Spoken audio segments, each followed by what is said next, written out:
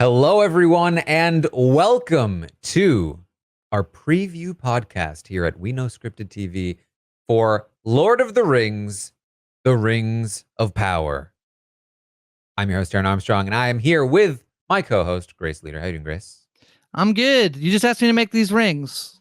I They're did. for good. They're going to be used for good, I presume. Yes.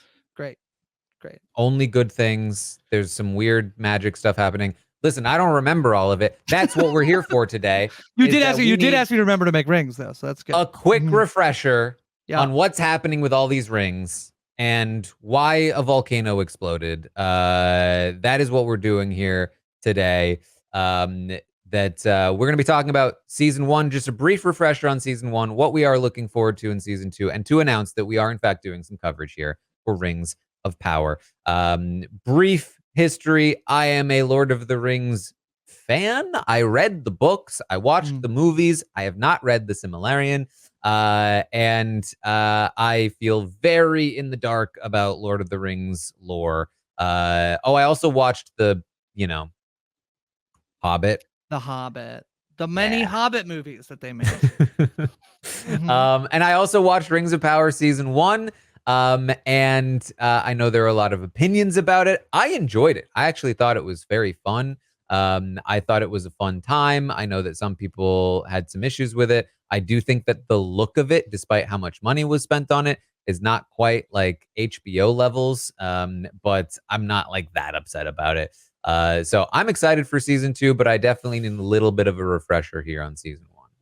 Yeah, I think my recollection of how people are feeling, I feel like people are pretty excited for season 2 to come back, and I feel like that is generally in line with, I think, what happened with season 1, which there was a lot of people who came out immediately and were like, no, Tolkien would be rolling in his grave, and people are like, I think we're okay. I think we're okay. You can hold on to that stuff. You could hold on to gotta hold on to what Tolkien wrote and what he would have liked and all of this stuff.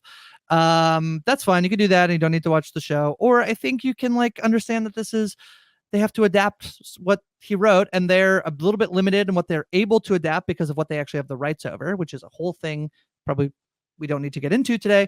And as a result, they're making changes. They're doing some things. They're condensing a lot of events that happen over a long period of time into a narrative that they can tell in one show. And overall, I think people, if you just sit and watch the show, I think enjoyed it. And I think especially people enjoyed it because they heard the show wasn't good. And then they went to watch it and like, actually, I think that was pretty fun. I've been rewatching it. I think your point about how good it looks, I think it looks incredibly expensive, and I do think it does not feel HBO-y, but I do think there's a way in which the aesthetic they have built is pretty great, I actually think. And I think it feels Tolkien fantasy-esque in a way that we actually don't fully get that all that. Even Game of Thrones is grounded with a little bit of fan.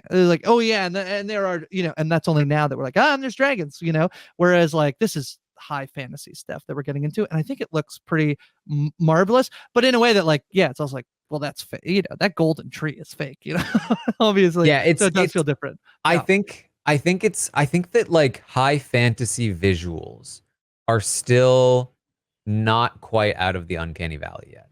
I think that's the problem. I think that this is probably the best you can do with high fantasy visuals, and it's unfortunately a little bit worse than if they went for a grittier look, because they're not quite able to nail everything perfectly yet. But I do think it's probably the best in terms of high fantasy visuals that we've seen. Does look very good. But yes. Okay. So to my memory, there were 3 major plot lines in season 1. Yeah, there are 3 major plans. You basically have the elves, basically, so Galadriel, and you have Halbrand, you have this group of people, King Goglad. You also have you have the Southlands, where you do have some elves, which talk about Bronwyn, probably most of the time, but you also have a lot of humans, and then you have our hobbits, and there's some hobbit stuff with the stranger, kind of multiple strangers on the show. The other guy is Halbrand. We learn who one of them is in season 1. We do not learn who the other one is in season 1. Are they hobbits or are they different than hobbits? Oh, they're Harfoots. Sorry, yes, they are Harfoots. They're ancestors of the of the Shire hobbits. Yeah, they're nomadic people as opposed to like living in the Shire. Yeah. Yes. Yeah. And so the Harfoot storyline in my memory is that they are having to travel and So they run just into so we don't get Harfoots are hobbits. So okay. yeah, Harfoots are a type of hobbit. There are many Okay. types of hobbits. There's sheriffs and there's all these. They are Harfoots. They are hobbits. So yes. There you go. No, but believe me, thank you, because we will get those comments. I know. The plot line there is that magical wizard came from the sky in a meteor, crashed down, traveled with the Harfoots, then magical people came and attacked, and then oops, this is probably Gandalf, I think, was the end. Heavily implied that it's Gandalf, but I think annoyingly we actually don't know if it's Gandalf or not. And there's a way in which like it might not be Gandalf. So Gandalf is he's a wizard. He's an Astari is also what you can know. And I people can absolutely correct me as we're going along on this stuff, but please do it in the nicest way possible. Sometimes it's hard to read your tone, but we are going to be doing more detailed episode recaps where we can get into the details of like what exactly is what. But like for now, I think we're just trying to get like the basics of where we are at so that when we watch the first 3 episodes of season 2, we're not completely confused about what happens. Yeah. So he does crash. It does seem like it's Gandalf, but there's a chance that it's not Gandalf. And he hangs out with the hobbits. And they are attacked by a mystery trio who believe him to be Sauron. And a big thing of season 1 is essentially that we start off with Galadriel's brother had been killed by Sauron, and it's like everyone's like, don't worry, Sauron's gone, we don't have to worry about it. And Galadriel's like, I'm pretty sure Sauron is still around. I actually think he's like slowly amassing power, and we probably need to be worried about it. And basically a big theme is everyone being like, you're wrong, Galadriel, he's not coming back. And so actually these people think he's Sauron and then realize like he's not Sauron, he's actually a wizard. And so it's likely it's Gandalf, chance it's not Gandalf, we'll see. Remains to be seen. TBD. But that's basically the Harfoot stuff. That's basically it. That's basically it. Then we have Galadriel, who is searching for Sauron. She goes to a bunch of different places, including a big kingdom that's going to be like swallowed up by water or something. And then she runs into this dude in the water, and it turns out, he's Sauron. Yeah, that's Halbrand, who eventually reveals himself to be, and the whole time Galadriel's like, we got to figure out what's going on. We should go to the Southlands. It seems like there's like orc stuff happening there. That could be Sauron. We should go do that. They go, it erupts into a volcano. Surprise. That's Mordor. That's it. And then they return, and Halbrand's been injured. And as she's like healing to him, it's like, oh, you're actually Sauron, and you've been a bad boy. You've been so bad. Yeah. And the volcano was not his plan. It was the plan of an orc who wanted like orc rights, right? Yeah. In the Southland, it is some Sauron stuff going on, but basically the orcs are trying to they're building a tunnel system to see this stuff, and then they find this like shard, like there's a human boy named Theo who is like drawn to a broken ancient But he's sword. like not actually human, right? He's totally like an elf. He oh yeah, he is he an elf? Yeah, I think I watched this show, and they always covered his ears, and they don't know who his father is, and it's like surely this is I don't know. That's just what I assumed all season long. I don't think it was ever revealed. I could be wrong. Right. Yeah, so the artifact is like taken by Adar, who is like this like orc leader, and they unlock a dam in the waters, and then the volcano erupts. That's what happens. Yes, and that boy is part of the other storyline, which is the mom and who is his father, and he finds this like little sword that's all corrupty, and the mom is in it's like a secret romance with an elf, and they're trying to defend their town against the orcs who come, and there's a big battle, and it's pretty fun. Yeah, they don't end up being successful. Bronwyn is his mom. I think I called Bronwyn that, but it's not. Bronwyn is his mom. Yeah. Mm-hmm. Yeah. And I feel like I heard this somewhere. Bronwyn is not returning for season 2. Yeah, I think that's correct. So what happens to that group by the end of the thing is that they have to leave. Obviously now it's all volcanic ash. The Southlands are now going to become basically, that place. And seemingly they're going to go and like, find some land that'll eventually be Gondor, I believe. I'm gonna get that. We'll get that right, but yeah. Yeah. Okay, so basically, heading into season 2, what we need to know is that handsome guy that was found in the water is actually Sauron. He's been hiding the whole time. Did he have good intentions? Did he have bad intentions? We're not sure. But now that the Orcs Right guy decided to erupt the Mount Doom, whatever, we've got Mordor happening. So now they can be hanging out in the sunlight all they want because there's no sun because it's all smoggy. And he's like, well, this is great for me. I'm going to take over now. Thanks. And now Galadriel has to be like, oh God, we got to fight this guy now. And Gandalf's going to be maybe walking around, and that's on the kingdom. They sent their soldiers, and they fought off the orcs, but it didn't work because the thing erupted, and now they're all burnt and stuff.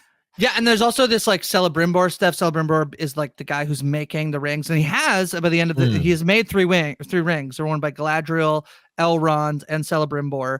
But obviously, like this whole thing, and Mithril. There's also the dwarves. We get a lot of elf dwarf stuff, or like Elrond and Durin have not seen each other in a long time, and that's Durin's like, you haven't seen me in 20 years. That's such a long time in my life, and everyone's like, that's not that long in my life. So we get all that, and trying to get Mithril, which they find to make ring. This is a very precious metal. We'll probably get some Balrog stuff, maybe of like the whole thing, like the place where they are in by the time we get to Lord of the Rings has been destroyed by the Balrog because they mined too deep. So the minerals and making of more rings, the rings of power, likely to be very important in season 2. This is what we'll probably get is sort of Sauron trying to expand his reach, getting more rings made, everybody else trying to like defend that from happening. Gandalf hanging out with Harfoots and developing relationships with hobbits, and eventually being intertwined. Does seem like there's going to be other wizard stuff happening. Some of the other wizards that are mentioned but never seen in Lord of the Rings, so that's kind of fun. Fantasy stuff, Lord of the Rings stuff. It's kind of weird heading into season 2 because I really have no idea where any of these plot lines will go. Yeah, I mean, I think the thing people were like, really, I think some people were like, it doesn't make sense because like this thing wouldn't have happened at the same time, but like they're trying to fit a bunch of stuff in. So this, I think if you look at all the things that have happened, what they're trying to do, a lot of this stuff is like, okay, how do we get to the point where like at the start of Lord of the Rings, all of those things can be in motion? So like we're here, like the mountain, or the volcano erupted. Now we got Mordor. Sauron's trying to get the rings made. How did Gandalf get here? Why does he have such a fondness for hobbits?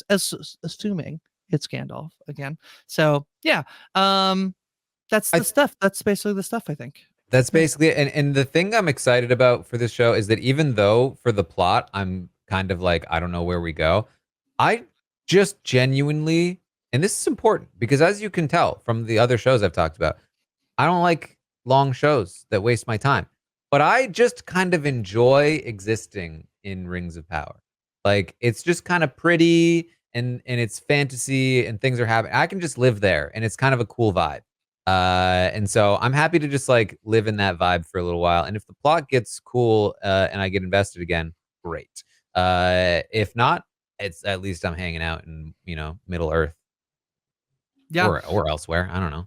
Kieran Hines is in the show. It seems like he's going to be playing Saruman, so that's kind of the role that Christopher Lee held for a long time. So that's kind of fun. We're going to be in the mines, I think, more Khazad Doom stuff.